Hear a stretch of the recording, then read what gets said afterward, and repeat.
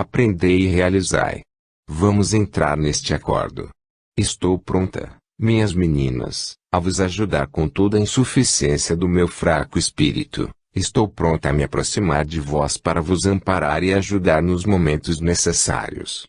Mas quero a vossa cooperação, quero provar ao espírito diretor, que tanto amor tem a esta casa, que as meninas podem fazer o que os adultos não fazem. Entremos neste acordo, e, desde já cada uma pense no que tem em si a corrigir e comece a fazê-lo. Cada uma olhe para si própria e, sem que ninguém ouça, diga: eu tenho este defeito, reconheço que o tenho, e vou corrigi-lo. Esforçai-vos por fazê-lo, e sereis os expoentes máximos do asilo espírita João Evangelista. Eu assim o espero. Irene. Em 15 de setembro de 1936. Sementeira individual. Meus irmãos, meus prezados amigos, Deus vos conceda a sua paz e a sua luz. O mundo, meus caros amigos, é um vasto campo, pronto para a sementeira do bem, como propício à sementeira do mal. Depende do semeador a escolha da semente. Ninguém se preparará, é certo, para ir, propositalmente, lançar sementes nocivas em campos que podem florir, florescer, e dar bom fruto. Ninguém, de boa vontade, irá inutilizar esses campos, prejudicando-os com a plantação nefasta da semente do mal. Naturalmente, os semeadores da palavra irão proveitosamente semear o bem, para que eles possam dar fruto benéfico, proveitoso, não somente a quem o semeou, como aos que, futuramente, forem donos dessa colheita. Não é admissível que um campo fique, em absoluto, vago, sem sementeira alguma. Não há, no planeta terreno, espiritualmente falando, eiras vazias. A sementeira se faz diariamente, e, aquele próprio que supõe não semear, talvez seja o que mais semeie. A sementeira a que me refiro é a vida da criatura no meio que habita, a sua palavra, o seu gesto, as suas intenções, enfim, são as ações que pratica no meio dos seus irmãos. Esta sementeira é individual, e todos têm que a fazer, queiram ou não. O homem vai semeando no meio da humanidade que o acompanha. O ateu, o que renega qualquer religião, porque nega a potestade divina, semeia, porque, desde o momento que se levanta, começa a agir desta ou daquela forma, e a sua maneira de proceder é o grão de semente que vai ser plantada em terreno que, mais tarde, dará fruto. Não é justo, portanto, afirmar que nem todos semeiam. Há criaturas que se recolhem dentro de si mesmas, tornam-se fechadas, isoladas, e pensam que assim não estão semeando. Puro engano. Esse ostracismo prejudicial, essa negativa do bem não deixa de ser uma forma da sementeira do mal. Porque Deus não ordena simplesmente que não se pratique o mal, a sua palavra é que se faça todo o bem, ao próprio alcance. Portanto, a negativa do mal implica a ação para o bem. Campo para semear, não falta. A terra é grande, a humanidade aumenta diariamente, os espíritos aí estão sequiosos do pão da vida, homens, mulheres, crianças, todos aí estão para se abeberarem da fonte das águas vivas. Não é lícito negar o pão ao faminto, nem retirar o copo d'água ao que tem sede. Espiritismo é o representante do pão da vida e da fonte das águas vivas. Tem de dar o seu fruto, a menos que a criatura negue o papel espírita que tem a desempenhar na terra. Venho, pois, dizer-vos, meus irmãos, que não retardeis o fruto da vossa sementeira. Cuidado! Muito cuidado com as aves de rapina, que têm por costume arrancar o trigo para semear o joio. O campo é vasto, há lugar para todos, todos podem trabalhar. Não há necessidade que um prejudique o outro. A terra é franca, ela aí está. A caridade não tem limites, a pobreza muito menos, não faltam pousos, não faltam lugares, onde a caridade cristã possa ser exercida. Assim, pois, cada criatura dona da sua personalidade, nunca se esqueça que tem, diante do seu Criador, uma responsabilidade pessoal de que não se pode eximir. Lançar a culpa dos seus gestos menos nobres sobre os ombros e a responsabilidade de que quer que seja, erro, e erro crasso. Desde que a criatura tem uso da razão, tem pensar, tem intuições, não deve permitir que no íntimo da sua consciência penetrem sentimentos estranhos. Cada um responde, perante Deus, pela sua liberdade de pensar. Semeai, meus amigos. Continuai a vossa sementeira, o campo aí está, franco, farto, para que possais trabalhar. Em outros tempos, Jesus dizia que a seara era muito grande, mas poucos eram os trabalhadores. Caprichai, portanto, não para diminuir o número dos trabalhadores, mas para fazê-lo maior, porque o serviço continua, e as mãos para o fazerem são escassas. Apliquem-se as inteligências, as mãos, a boa vontade, determine o critério, a razão, seja a ação do homem profícua, porque o pôr do sol não tarda. Assim como se levanta pela manhã e vai crescendo, altaneiro, até alcançar o apogeu da sua glória, também daí começa a descambar e pouco a pouco se vai esmaecendo, até que a sua luz se perde no ocaso. Assim a existência humana começa-se a viver, a crescer, a subir, vem o declínio da vida, e há quem mais tarde se arrependa dos maus conselhos recebidos entre falsos irmãos que não sabem crer. Cuidado, meus irmãos. Falo-vos em tom de amizade perfeita, como irmã que vos ama, acompanho os vossos passos, sigo-vos pela linha da vida, conheço o íntimo das vossas consciências, e a vossa fé. Conheço a cada um, e sei que, muitas vezes, os vossos pensamentos nobres, altruísticos, agradáveis ao Criador, são desviados por espíritos da treva, quando não arrancados por aves de rapina. Cuidado, portanto. Caminhai com o passo firme na trajetória da vida, para que, quando o sol realmente se puser na vossa existência, vosso espírito possa renascer no além, cheio de satisfação, pelo dever cumprido. Glória seja dada a Deus. Isaura. Em 18 de setembro de 1936. Um esforço pessoal. Paz e luz sejam concedidas a toda a cristandade.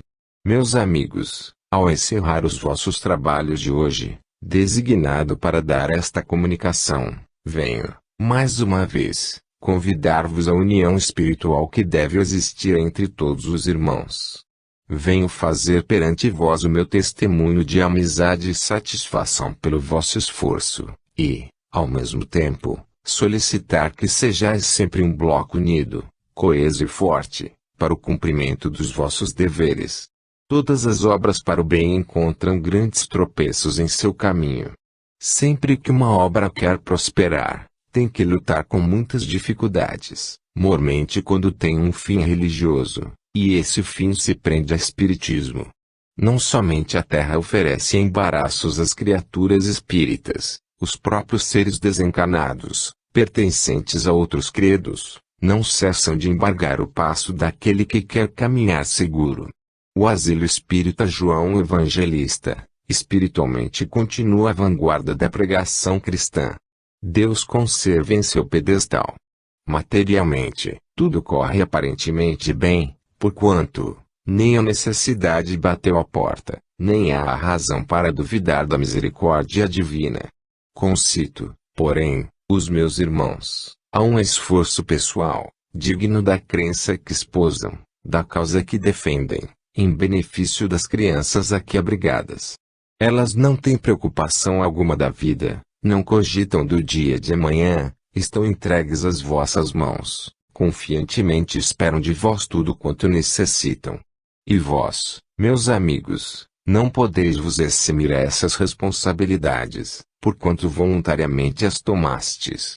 Bendito aquele que toma a mão do arado e prossegue, quem apanha o arado e recua, não é digno do reino de Deus. A sociedade espírita aqui congregada deve coordenar o seu corpo de cooperadoras, para lhes acrescer o número. Acrescendo esse números, efetivar uma propaganda ativa em favor dos ideais cristãos. Esse corpo de cooperadoras não deve se cingir unicamente ao trabalho pequenino que lhe toca no momento das festas. Uma cooperadora do Asilo Espírita João Evangelista deve se lembrar que tem responsabilidade quase igual à diretoria, porque se a diretoria complete a direção material da casa, a cooperadora é uma espécie de abelha que fabrica o mel, para a alimentação das educandas. Há associações espíritas nesta cidade, que se desdobram em esforço, auxiliando enormemente a sua diretoria no cumprimento dos seus deveres. Assim, não é necessário que apenas uma ou duas se desdobrem em denodado esforço, é preciso que todas juntas colaborem, tenham energia, produzam, angariem donativos, sócios, enfim, se desdobrem em atividade para concorrerem ao benefício do Asilo Espírita João Evangelista.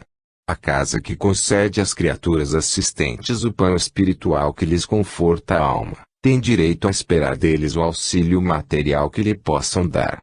Venho, pois, em nome do Asilo Espírita João Evangelista, solicitar dos meus irmãos presentes maior esforço em favor das crianças. Não se trata de obra absolutamente pessoal, não se trata de homem, mas de crianças, entregues aos cuidados do Asilo Espírita João Evangelista. Espiritualmente ele é uma potestade, materialmente, está nas vossas mãos, e, como homens, deveis agir. Trabalhar com afinco, desdobrai-vos em esforços e procurai-vos manter na altura para que fostes criados, impulsionando esta obra que é divina como terrena, porque tem parte espiritual e parte material. Sempre para frente. A época de dificuldades, todos sabem. Lá fora há muitas a serem vencidas, mas aqui dentro não há menos. E vós tendes, por exemplo, criaturas que não contam com vigor físico, mas têm força espiritual bastante para poder trabalhar. Por conseguinte, congregai-vos espíritas do Asilo João Evangelista, para que as vossas educandas não possam perceber se há crise, se há dificuldades materiais, se há sacrifícios. Desdobrai-vos, meus amigos, em atividade, homens, diretoria, mulheres, conselho fiscal, trabalhai com esforço. Nada de desfalecimentos. Lembrai-vos da palavra do Mestre, quando disse: aquele que volta atrás não é digno do reino de Deus. Pela caridade todo esforço se compreende. Trabalhai dando desempenho à vossa fé. Deus vos guarde, Deus vos inspire, e permita que possais, em breve tempo, em lugar de diminuir o número de asiladas, dobrá-lo, em lugar de procurar cortar despesas, arranjar dinheiro para sustentá-las. O esforço de um nada vale, o esforço de muitos, sim. Congregai-vos num bloco coeso, e trabalhai. Deus vos guarde, vos inspire para as boas e completas realizações. Max. Em 18 de setembro de 1936. Em que consiste o heroísmo da mulher? Meus irmãos muito amados, desça sobre vós a paz do Senhor. Não somente a coletividade espírita cristã se impressiona dolorosamente com o que se passa, na atualidade, no vosso planeta. Também os espíritos desejosos do bem, aqueles que procuram espargir fluidos benéficos sobre seus irmãos da Terra, os que procuram cada vez mais se aproximar da luz para fortalecerem suas próprias almas, se enchem de tristeza e mágoa ao presenciar a calamidade em que se envolve o vosso planeta. Meus amigos, parece que o mundo está realmente de olhos vendados para não compreender o esforço que se faz para mantê-lo no limite de uma paz singela, duradoura, que lhe beneficiasse as almas, que lhe desse uma tranquilidade para poder viver, enfim, a paz que é apanágio das almas cristãs e as faz suportar as grandes dores sempre com coragem, sempre de pé. O mundo é cego. E essa cegueira atinge de tal forma a humanidade, que já não se faz distinção, espiritualmente falando, entre homens e mulheres. Houve um tempo em que os homens pareciam algozes, eram almas talhadas para o mal, cheios de vingança e ódios, sanguinários, e as mulheres ao contrário disto, eram criaturas mansas, pacíficas, procurando embelezar o lar com a graça da sua natural jovialidade. As mulheres, quando se faziam heroínas, eram pelos seus sofrimentos e pela paciência, arcando com responsabilidades silenciosas, que o mundo não enxergava, suportando privações e penas, incansáveis ao lado dos enfermos, dolorosas ao pé dos mártires, carinhosas e meigas ao pé dos berços infantis, amparo e proteção dos esposos, a quem encorajavam, e a quem cumulavam de carinho e conforto. Hoje, a mulher esquece o lar, avança para o campo de batalha como se fosse um homem sanguinário, nem respeita as vestes próprias do seu sexo, masculiniza-se e parte para o campo de batalha, em busca de louros salpicados de sangue. A mulher perdeu sua estética, sua moral, ela se julga elevada, e, assim, cheirando a sangue, sedenta de vingança, terrível em suas façanhas, destemida ante o perigo, igualando-se, ombro a ombro, com os pseudo-heróis sanguinários. A mulher perde loucamente a sua poesia, transforma-se em homem e, muitas vezes, pior do que os homens, porque eles estão no seu papel natural, quando são bravos heróis, pela forma que o mundo entende. Mas a mulher não foi feita para isso, a mulher foi feita para sua casa, para o seu marido, para os seus filhos, para os irmãos. Ela foi talhada por Deus, como anjo bom que devia amparar o fraco, consolar o aflito, e a sua coragem mais se aviventa quando ela afronta perigos por amor dos seus filhos, quando sabe defendê-los, quando os educa, quando, no coração de cada um, sabe ganhar um altar. E até mesmo nas guerras, ela tem o seu lugar proeminente, mas esse lugar é o hospital de sangue, é aí, enxugando o sangue que goteja das feridas dos agonizantes, dando-lhes alento, sussurrando-lhes aos ouvidos palavras de carinho, de coragem, de certeza da vida além da morte. Assim, enquanto troa o canhão, a mulher está ao pé do moribundo, encaminhando sua alma. Enquanto o canhão destrói vidas materiais, ela procura salvar vidas espirituais. Assim, desta forma, desempenhando este papel, a mulher continua a ser heroína.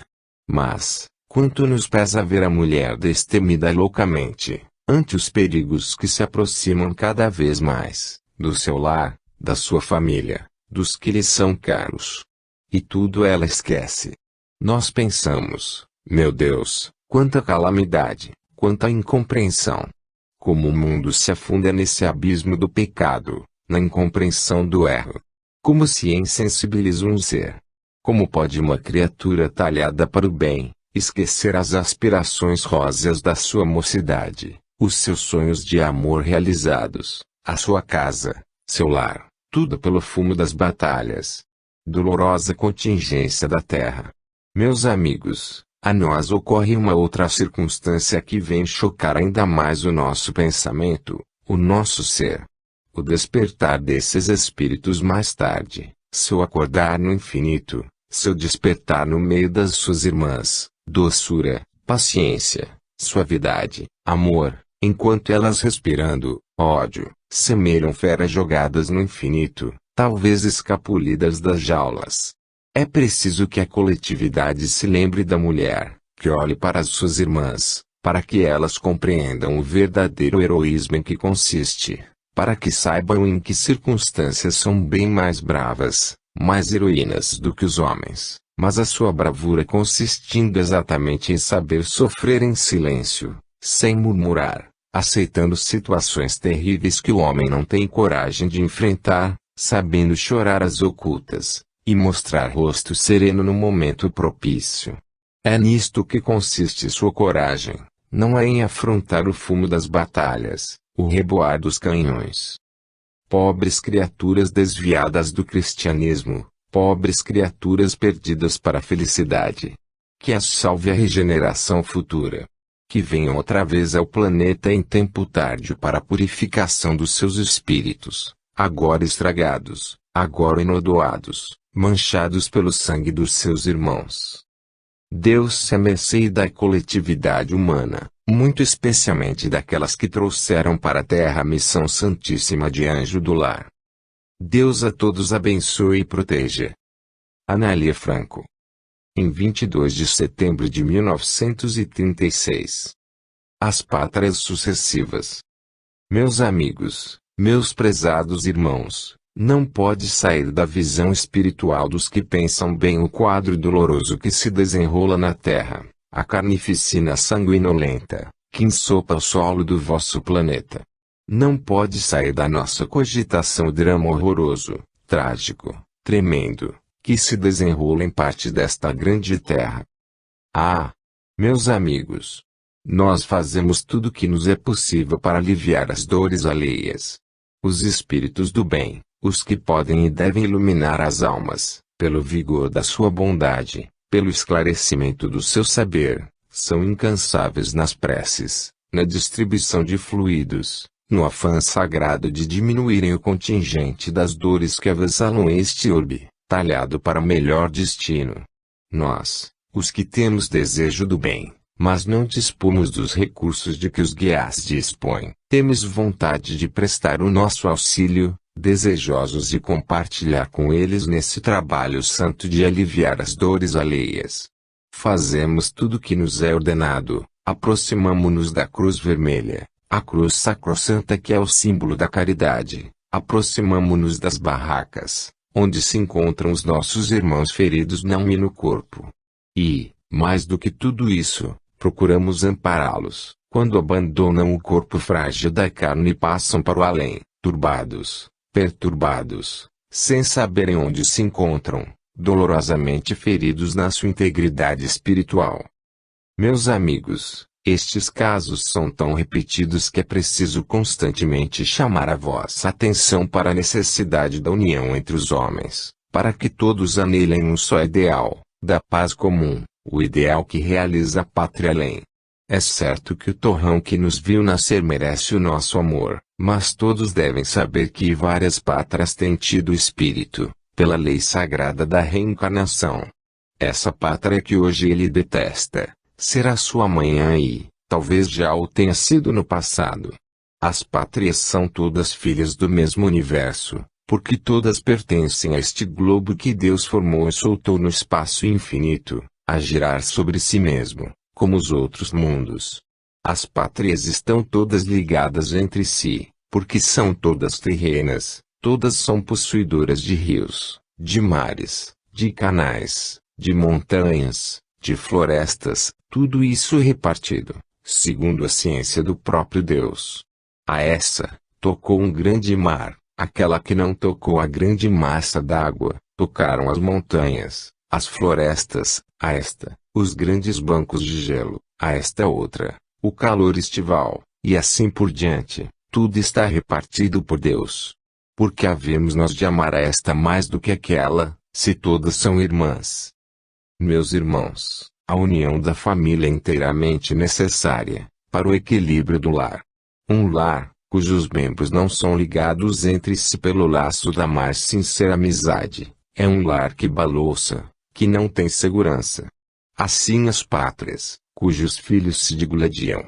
Que diremos nós, quando o laço fraterno ainda é mais chegado, porque são filhos do mesmo país? Quanta tristeza! E o mundo, que vê estas coisas sob um prisma todo negativo vem, pelas colunas dos jornais, elogiar a bravura deste, a resistência daquele, a coragem desse outro, a impassibilidade daquele outro, quando a verdade é que os homens estão soltos na terra, como chacais, como feras, a se devorarem reciprocamente uns aos outros. E os lares, que ficam despovoados, as crianças sem mãe e pai, os velhos que não contam com o apoio dos filhos, e estes por sua vez, que se veem abandonados dos pais. Para eles isto não tem importância, antes, tudo isto é o símbolo do heroísmo, da bravura, da força. Ah! Meus amigos! A força é bem outra, a força é a coragem para enfrentar os perigos morais, sem abaixar a cabeça. A força é saber resistir à tentação, quando ela vem. É suportar os males terrenos, os contratempos, as enfermidades, as traições, as decepções, as contrariedades da vida. Esses, sim, são os fortes, porque tudo suportam sobre os ombros e seus espíritos têm capacidade para muito mais. A fé em Jesus, meus amigos, dá grande alento. Falo, neste instante, para os meus irmãos aqui presentes, para os homens idosos, para as senhoras e para a mocidade, a quem tanto estimo. Para esta mocidade que se levanta e que precisa de um ideal sagrado, para esta mocidade que é a salvação do Brasil. Para que ela fique de pé, para que tenha coragem, para que se erga do nada e seja alguma coisa, para que ela não curse, em vão, os bancos da escola, para que estude, esforce-se e apareça para ser útil ao seu país.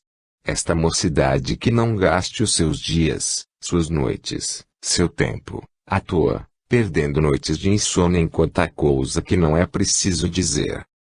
A mocidade que se enche de ânimo, que tenha coragem, porque se hoje é jovem, amanhã será anciã, e o ancião tem experiências de muitas vidas.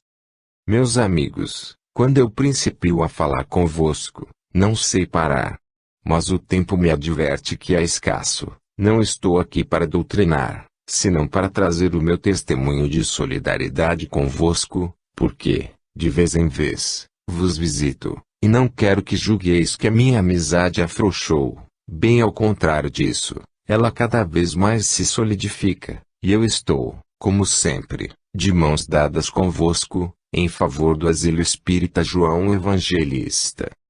Deus vos guarde. Alfredo Barcelos. Em 25 de setembro de 1936. Trabalhos práticos em conjunto. Meus amigos, minhas companheiras, Deus vos guarde. Assistindo de contínuo convosco, venho notando o progresso das vossas sessões de espiritismo prático. Isso me agrada. Muitas vezes, tenho afirmado, e comigo outros afirmam, a utilidade destas sessões. Combatê-las é erro, orientá-las é acertado. As criaturas do que não conhecem espiritismo prático senão através dos médiuns que trabalham com os nossos irmãos sofredores, ou então com os nossos caboclos, aliás bem intencionados, seja dito traço, não conhecem outro gênero de sessões, e por isso as combatem. Nós, porém, os que amparamos estes trabalhos, gostamos de frisar a necessidade da sua execução.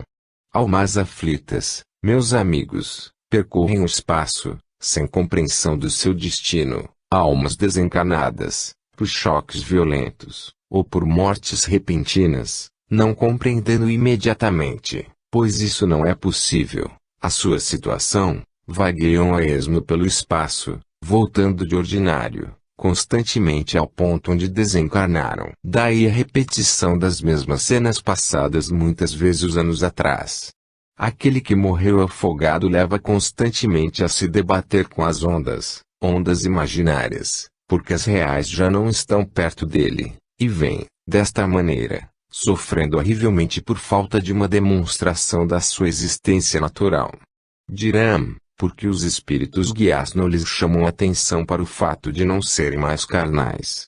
Meus amigos, a voz humana tem um grande poder. Essas criaturas, pelo fato da sua perturbação, compreendem melhor o metal sonante de uma voz humana do que a vibração sutil de um espírito superior.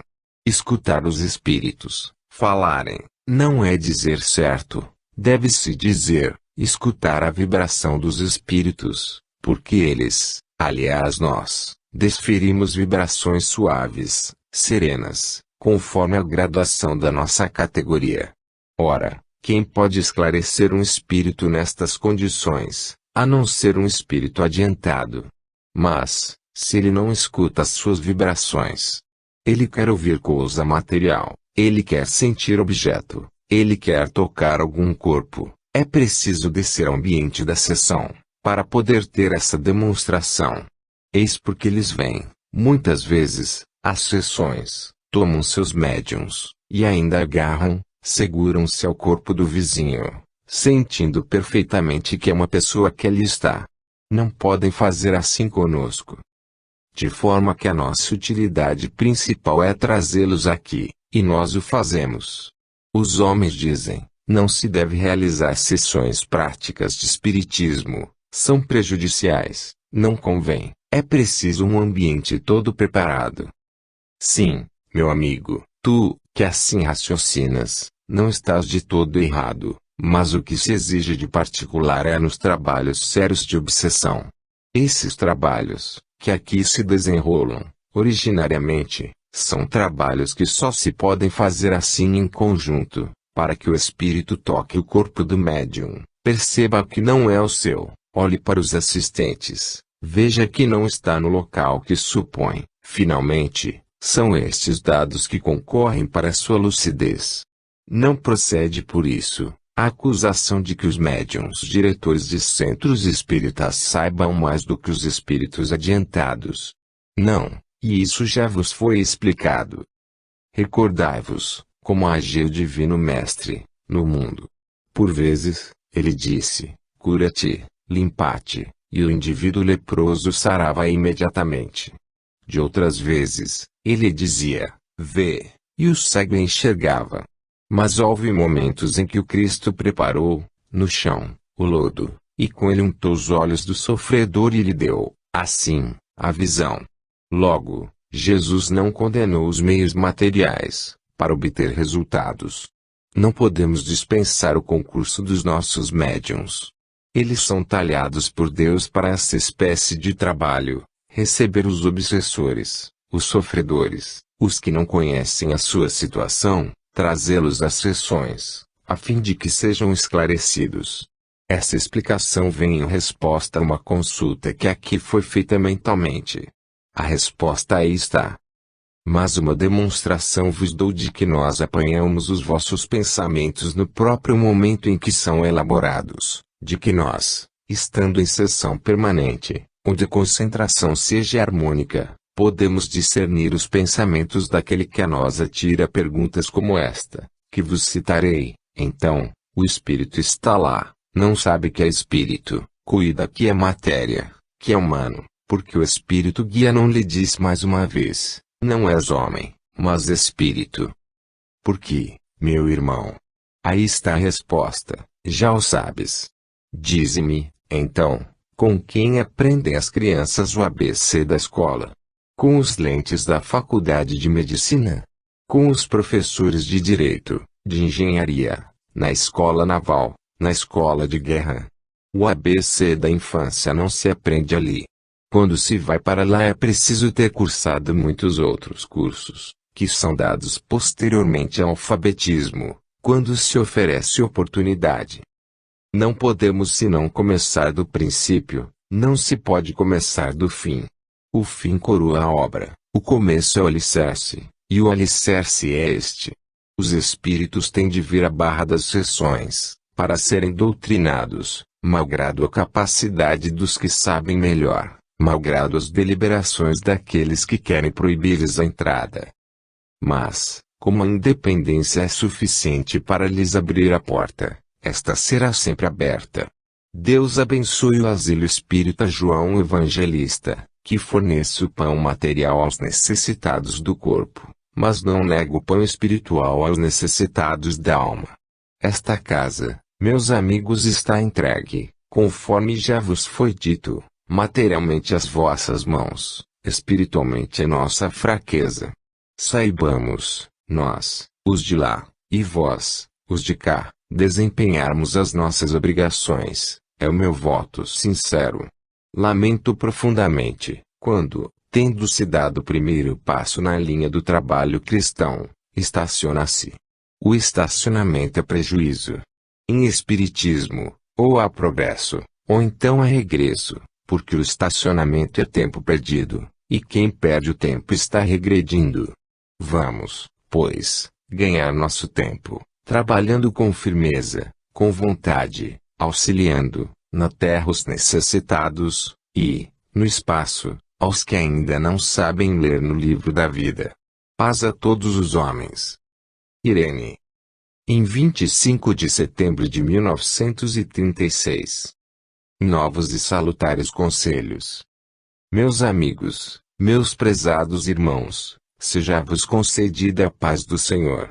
Mais uma vez, Em tão pequeno espaço de tempo, eis que volto à vossa presença, no desejo sincero de fazer algumas reflexões, que possam beneficiar-vos. Desejo explicar-vos a respeito do método, da ordem dos trabalhos, sejam eles quais forem.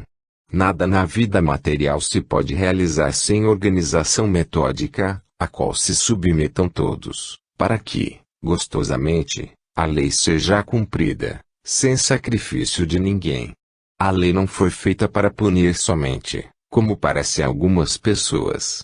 Há quem entenda que estar submetido a uma lei é estar preso a um castigo, a uma disciplina severa, privado de satisfazer a sua vontade, desejando, tão somente, libertar-se dessa mesma lei, porque o priva de certos atos que a se parecem bons, e que a lei contrariam. A lei é a garantia de todos os povos. Sem ela, sem a sua disciplina, não pode haver instituição que se mantenha dentro dos limites razoáveis do que é acertado, do que é justo. A lei é um regulamento que determina a maneira por que se deve agir, garantindo, realmente, os direitos daqueles que, por sua vez, respeitam os alheios. A lei, longe de ser dispensável, bem ao contrário disso, é a garantia dos povos, das nações, das famílias, das agremiações, enfim, de todas as coletividades, que têm de caminhar juntas, trabalhando e procurando ser felizes. Assim pois, venho explicar este ponto, para que ninguém que se sinta no dever de obedecer, pense que está sendo deprimido em seu caráter, amesquinhado, privado da sua liberdade de ação. Numa associação como esta, os deveres estão todos estabelecidos e determinados. Atingem até os adultos, principiando da infância. Isto quer dizer que, desde a criança mais nova, mais tenra, nesta casa, todos têm deveres a cumprir, leis a respeitar, obrigações a que não se devem eximir. Se às crianças estas obrigações parecem pesadas, quanto mais aqueles que têm a responsabilidade de dirigi-las, de cuidar delas, de mantê-las, de fornecer-lhes tudo quanto lhes é preciso, de cuidar da sua saúde, vigiar a sua educação, enfim, de protegê-las e ampará-las contra as possíveis vicissitudes da terra. Às crianças parece muito duro quando se lhes recomenda isto ou aquilo, ou quando a lei as pune, pelo fato de se cimirem às ações que é lícito esperar da sua idade. Sei o que é a disciplina de uma casa. Também a tive, entre minhas mãos, também compreendi, também dirigi a infância. Também tive casas e não um casa-traço, onde a minha influência era obrigada a se fazer sentir, não porque valesse mais do que meus irmãos, mas porque a responsabilidade maior era minha. E eu sempre fiz sentir as minhas amigas, que me auxiliavam grandemente no trabalho, a necessidade da obediência, do respeito à lei. Igualmente fiz sentir as minhas educandas que obedecer à virtude. Nesta casa, onde me encontro neste instante, nesta casa, que visito a miúdo, que amo de todo o meu espírito, há um prêmio destinado às crianças obedientes. Há um prêmio destinado àquela que mais vontade tiver de servir bem à causa cristã. Assim, nunca demais lembrar-lhes os seus deveres e aquelas que delas se encarregam, suas responsabilidades. Essas responsabilidades, minhas caras amigas, vão subindo, vão se duplicando, cada vez que os anos vão rolando, sobre os vossos espíritos. Os anos passam céleres, voam, e cada um que vem acresce mais uma responsabilidade ao indivíduo. Assim pois, é o método, a ordem, que eu venho aconselhar, para que qualquer ato menos digno, absolutamente não tenha entrada nesta casa, porque qualquer ação menos governada dá sempre um efeito contrário aos preceitos determinados. Cada um deve se governar a si próprio, para que não dê exemplo contrário ao cristianismo. Tanto as crianças como os homens, devem se governar através dos menores gestos. Há bem poucos dias tive oportunidade de falar convosco, e hoje aconselho respeito à disciplina, à ordem e, sobretudo, método de trabalho. Obedecer não é ser subserviente, é ser respeitador da lei, É ter caráter, é saber dominar os ímpetos da natureza, é não deixar refletir no rosto sentimentos menos dignos que a alma tenha, é esconder no coração, sufocá-los e não os deixar transparecer na fisionomia. São conselhos que não deveis recusar, antes, prestar-lhes atenção, porque deles não resulta benefício para mim, mas para vós. Guardai-os, pois, para lhes dar cumprimento, é o meu voto. Anália Franco. Em 29 de setembro de 1936. União em torno do asilo. Meus amigos, meus irmãos, pelo amor com que vos amardes uns aos outros, conhecerão que sois meus discípulos. Palavras do Divino Mestre Jesus, procurando estreitar cada vez mais o laço fraterno que deve existir entre todos os irmãos, filhos do mesmo Pai, Deus, falou assim, exigindo de seus discípulos, pelos seus atos, pela demonstração da sua fé, pelo carinho com que se tratassem uns aos outros, fossem conhecidos pelos pagãos como seus discípulos. Várias sociedades terrenas têm sinais pelos quais se conhecem umas às outras. Os membros de uma mesma seita, de uma coletividade conhecem-se reciprocamente por manifestações que a outros passam despercebidas, mas que entre eles são sinais evidentes da mesma comunhão. Os espíritas, porém, têm um único meio de se fazerem conhecidos uns dos outros, o trato humano com que se tratam uns aos outros. A fraternidade espírita, meus amigos, é um fato, é uma realidade. Tal seja o nível espiritual, a cultura moral de cada um, tal será a harmonia que possa reinar entre os seus membros. Em uma casa como esta, por exemplo, em que todos trabalham para um mesmo fim, a caridade tem um alvo destinado a atingir na terra, que vem a ser o amor ao próximo, revelado pelo trato, pela afeição real, pela solidariedade à dor, pelo auxílio mútuo, pela compreensão verdadeira dos ensinamentos do Cristo, enfim, pela união fraterna, que deve existir entre todos. Aqui, neste pequeno núcleo de espiritismo, graças a Deus, as coisas espiritualmente vão caminhando sem grandes perturbações. Resta chamar a atenção para as coisas essencialmente materiais, que não devem ser descuradas. A vossa associação progride, espiritualmente falando, nas vossas mãos, meus amigos, está o seu progresso material. Não vos descuideis, nem permitais que, em qualquer momento de necessidade, tenha o asilo espírita João Evangelista de recorrer a estranhos, quando seus irmãos coesos, unidos e fortes, poderão perfeitamente servi-lo em todas as suas dificuldades. Sede, pois, espiritualmente, unidos, e materialmente também. Deus vos proteja, Deus vos abençoe em todas as necessidades da vossa vida, e vos faça compreender a grande ventura de saber ser cristão. Deus vos guarde em todos os dias da vossa vida. Que assim seja. Max. Em 29 de setembro de 1936. Aos veteranos da doutrina. Meus irmãos, meus amigos, a paz do Senhor esteja nesta casa. Estais reunidos em nome daquele que é o caminho, a verdade e a vida. Estais reunidos em nome de Jesus, aquele que se sacrificou, para apontar o caminho da salvação aos homens. Estais reunidos, neste recinto, para praticar a caridade, de conformidade com os desejos espíritas, isto é, beneficiando as almas que ainda não têm luz, e que buscam, no convívio com seus irmãos terrenos, o esclarecimento de que necessitam. Pois bem, meus irmãos, nada se faz sem um preparo bem feito. Cada criatura que deseja realizar um bem, deve, em primeiro lugar, estar em condição espiritual, para a realização desse mesmo bem. Cada criatura que aspira alguma coisa acima do nível terreno, deve preparar a sua alma para receber esta preciosa semente. Não vai acontecer que possam ser aplicadas aos crentes espíritas não preparados, aquelas palavras pronunciadas por Jesus, noutro tempo, não convém lançar pérolas a porcos. Essa expressão significa, meus amigos, que os seres inferiores não compreendem as grandes bênçãos, enquanto os elevados compreendem-na fielmente, e as criaturas do vosso nível moral aspiram todo esse bem, desejam-no, e, por essa mesma razão, se devem preparar para o receber. Mais de uma vez se tem dito aos crentes espíritas que o ser espírita envolve em responsabilidades a que eles não se podem eximir.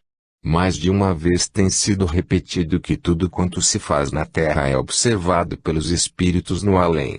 O espírito obsessor, infeliz, que se entretém com as coisas terra a terra, que se nutre das paixões inferiores, que aprecia, que se deleita no espetáculo deprimente que a sociedade muitas vezes demonstra, com sua falta de pudor, e dos mais leves elementos de civilidade, esse espírito se regozija, todas as vezes que alguém se desvia da linha do bem viver. Mas o espírito tutelar, o espírito encarregado de fiscalizar, para insinuar o bem, sente-se dolorosamente impressionado, todas as vezes que, sendo lícito esperar ações nobres, revela-se o indivíduo com ações mesquinhas.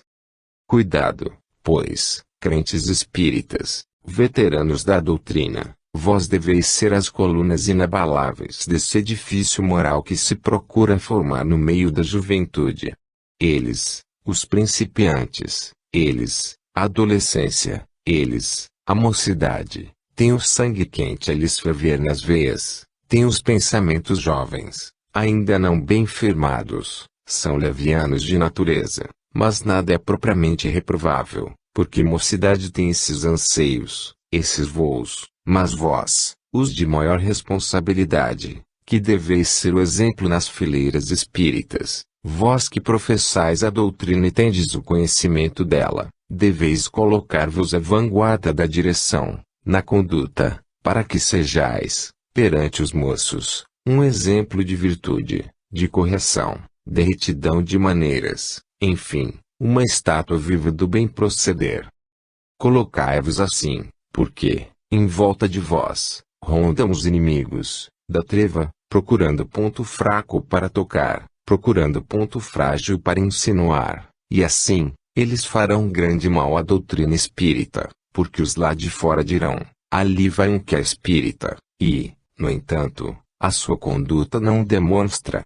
Ali vai um que professa mesmo a fé, entretanto, a sua moral deixa muito a desejar. Ali vai outro que se diz cristão espírita, no entanto, não demonstra pelos atos. Meus amigos, esta censura paira sobre vós. Acautelai-vos, tende cuidado de viver, segundo as normas de um proceder cristão, para que ninguém, em tempo algum, possa jogar uma nódoa sobre vós, porque se esta mancha for insulto, for calúnia, cairá por si, mas se atingir o alvo, então, é porque a vossa conduta mereceu tal conceito. Velemos pela natureza da doutrina espírita, assim como desejamos que ela seja pregada, tal qual é, na sua singeleza moral, nas suas promessas, que se realizam. Procuremos também verificar que homens e mulheres sejam, perante os que não sabem crer, verdadeiros exemplos da fé cristã. Dize-me quem és pelos teus atos, e eu te conhecerei. A paz de Jesus fique convosco, vos inspire, vos proteja, e vos faça ler nas entrelinhas das comunicações o que vos diz respeito. Até. José Dácio. Em 2 de outubro de 1936. Chegai-vos ao regaço do pastor. Louvado seja nosso Senhor Jesus Cristo. A sua paz, repouse entre os homens, infiltrando-se em seu ser, para beneficiar os espíritos. Meus amigos, quantas vezes tenho eu vindo ao vosso meio, para vos falar sobre as causas e as modalidades do sofrimento. Quantas vezes tenho estado convosco, buscando fazer-vos compreender a razão do sofrimento, o seu proveito, a sua capacidade. Ainda volto, hoje, para dizer alguma coisa sobre este palpitante assunto. Enquanto houver no mundo essa revolta contra as leis da providência, contra as desigualdades sociais, que Espiritismo tão bem explica, contra as provações e dores da existência, que visam beneficiar as almas, haverá este ambiente perturbado que atualmente preside os destinos da Terra. Os homens, longe de levarem as suas vozes para o além, procurando ganhar forças para poderem viver no mundo, desempenhando as suas funções naturais, para as quais foram criados, dando cumprimento às suas responsabilidades, esforçam-se grandemente no sentido de dominarem as provas, as desigualdades de fortuna, e daí então, o descalabro que se vê é fatal. Longe de mitigarem as dores, de diminuírem as provações, de melhorarem a condição ambiente, os homens cada vez mais agravam situações, afundam no desconhecido, precipitam-se no abismo, e ninguém se lembra do porto de salvação. Nenhum se lembra que só um recurso extraterreno pode fazer parar essa avalanche enorme de desgraças, que se precipitam umas sobre as outras, esmagando a coletividade humana.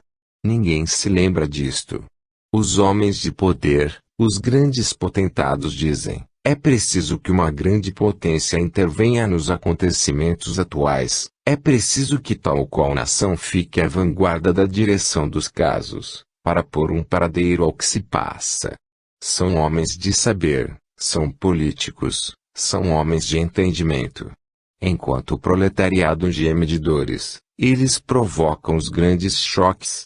Daí originam-se os grandes conflitos, a onda vermelha cresce dia a dia, atingindo a humanidade com o seu manto sanguinário, dia a dia desconhecem-se os irmãos, e breve chegará a ocasião de pais enfrentarem os filhos, e não respeitarem a voz do sangue.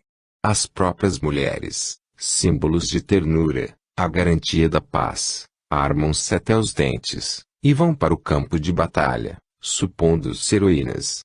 E o homem demonstrando a falta de crença com esse falso amor pelo próximo, amor que derrama sangue, amor que trucida, amor que vilipendia, amor que desrespeita, amor que calunia, amor que mata. São estes os realizadores das grandes obras de regeneração da humanidade, são estes os seus salvadores. Meus amigos, nunca vos enganeis, a salvação da humanidade, só de Deus depende. Desse Deus, verdadeiro e bom, que entregou o seu próprio Filho para vir demonstrar a sua doutrina perante os homens, doutrina que hoje pisa aos pés, descrendo de suas leis. Meus amigos, lembrai-vos que a principal dignidade do homem está em saber respeitar a si, respeitando igualmente os outros. Quem vos deu o direito de violar e isolar do vosso irmão? Quem vos permitiu deixar os seus filhos órfãos, as suas viúvas esmolando, e perturbar a paz da humanidade? Esse mesmo Deus a quem não sabeis apelar, que se lembra de vós, que vos ama, é o único que vos pode salvar porque o seu mandamento é este: amai-vos uns aos outros. Meus irmãos, Deus faz descer as suas grandes bênçãos a todos, e o seu perdão é universal. Deus é amor, meus amigos, vós sois os seus filhos, sois, por conseguinte, irmãos. Sede fraternos, buscai as consolações do Espírito, já que vos faltam as da matéria. O exemplo principal aí está. Quando Jesus veio ao mundo, ele nunca disse que era um rei, porque se o dissesse, cuidariam que queria um trono, na terra, quando o seu trono era além, mas uma coroa de espinhos puseram-lhe a cabeça, e uma cana nas mãos, símbolo da religião que professavam. Deus deu aos homens a salvação por seu Filho, e, no entanto, eles escarneceram dessa salvação. Meus amigos, ninguém se considere perdido, a misericórdia de Deus a todos envolve, ela guarda sob sua bandeira caridosa, todos os que dele se aproximam. Só o orgulhoso não deseja aproximar-se de Jesus. Aproximai-vos vós, meus amigos, pela prece, reconhecendo que sois culpados, porque nós não podemos vos beneficiar, se não houver esforço da vossa parte. Vemos, em cada um de vós, uma ovelha transviada. Chegai-vos, portanto, para o regaço do pastor, e permiti que em breve tempo, cumpra-se a promessa do Mestre, um rebanho, e um só pastor. Deus vos proteja e vos guarde. Partirei, deixando sobre vós a minha benção fraterna, partirei, desejando que possais compreender as grandezas do amor de Deus, e que ponhais um paradeiro a tudo que for discórdia. Sede pacíficos, meus irmãos. A paz germinará o mundo, a guerra o destruirá até o alicerce. Deus vos guarde de pensar mal. Deus vos ensine a pensar bem. Tiago. Em 29 de setembro de 1936. Espiritismo, seu progresso. Meus caros amigos e meus irmãos em Jesus, Deus vos salve. Assíduo frequentador das vossas sessões, eu venho acompanhando, com muito prazer, o interesse que tomais pelo estudo das causas espirituais e a atividade que desenvolveis no plano material, das casas espíritas. Meus amigos, Espiritismo vai ganhando, cada dia, em suas fileiras, maior número de adeptos, vai se estendendo, cada vez mais, o vosso planeta, felizmente para todos, encaminhando as criaturas à verdadeira religião. Sem religião a vida não tem alvo definido, porque aqueles que não creem na subsistência do espírito após a morte, naturalmente realizam seus ideais aqui mesmo, e a terra pouco pode lhes dar. Suas almas, embora ignorantes da vida eterna, aspiram a alguma coisa que não sabem explicar. De forma que o ideal dessas criaturas não é plenamente satisfeito, porque a aspiração terra-terra jamais pode satisfazer uma alma inteligente. O espírita, porém, que tem suas realizações além, que tem o seu futuro mais dilatado, que pensa na vida extraterrena, vai burilando o seu caráter, vai conquistando, pouco a pouco, a virtude que um dia será patrimônio do seu espírito e vai suportando o que outros denominam males, e para ele é, realmente, um incentivo para ganhar virtude. Meus amigos, Espiritismo não definha, bem ao contrário disso, está a crescer todos os dias. Se pudesses penetrar em todos os lares, entrar em todas as agremiações, até mesmo aquelas que não acreditam em Espiritismo, mas creio em suas manifestações, teríeis oportunidade de constatar o que acabo de vos afirmar.